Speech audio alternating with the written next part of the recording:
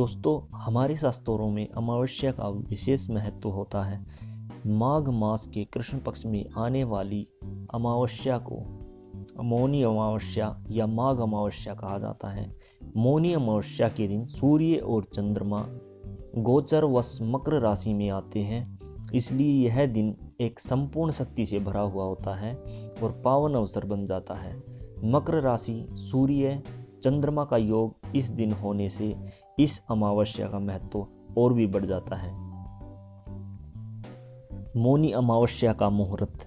मौनी अमावस्या तिथि और मुहूर्त के बारे में यह बताना चाहूँगा कि पंचांग के अनुसार माघ मास के कृष्ण पक्ष की अमावस्या तिथि का प्रारंभ 31 जनवरी दिन सोमवार को देर रात 2:18 पर हो रहा है, जो आगे दिन 1 फरवरी दिन मंगलवार को दिन में 11:15 तक है। स्नान आदि कार्यक्रम सूर्योदय के समय होता है, इसलिए मौनी अमावस्या 1 फरवरी को है। दोस्तों, मौनी अमावस्या की सिग्निफिकेंस क्या है? ऐसी मान्यता है कि मौनी अमावस्या के दिन मनु ऋषि का जन्म हुआ था, इसलिए भी इस अमावस्या को मौनी अमावस्या कहा जाता है।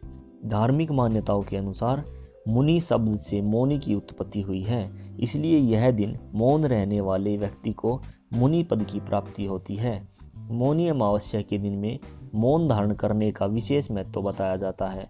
शास्त्रों के अनुसार मुंह से ईश्वर का जाप करने से जितना पुण्य मिलता है, उससे कई गुना ज़्यादा पुण्य मौन रहकर जाप करने से मिलता है।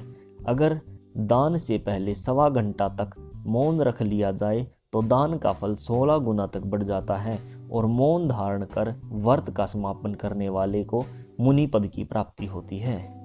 मौन रहने का अर्थ मौन या शांत रहने का तात्पर्य भक्त की बाहरी जीवन से दूरी रहकर स्वयं के भीतर क्या चल रहा है उसका आत्ममंथन करना है। मन के भीतर जो भी कमियां नजर आ रही हैं या जो भी गलतियां समझ ईश्वर की आराधना में लीन होकर अपनी कमियों को दूर करें।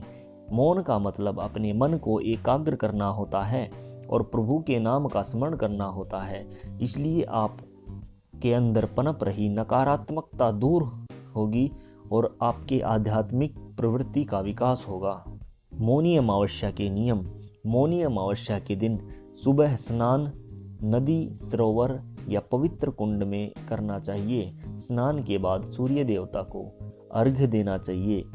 इस दिन व्रत रहकर जहाँ तक संभव हो मौन रखना चाहिए। गरीब और भूखे व्यक्ति को भोजन अवश्य कराना चाहिए।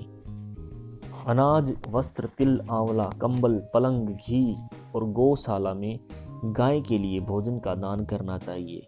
यदि आप अमावस्या के दिन गोदान, स्वर्ण दान या भूमि दान भी कर सकते हैं तो यह भी अति उत्तम होगा।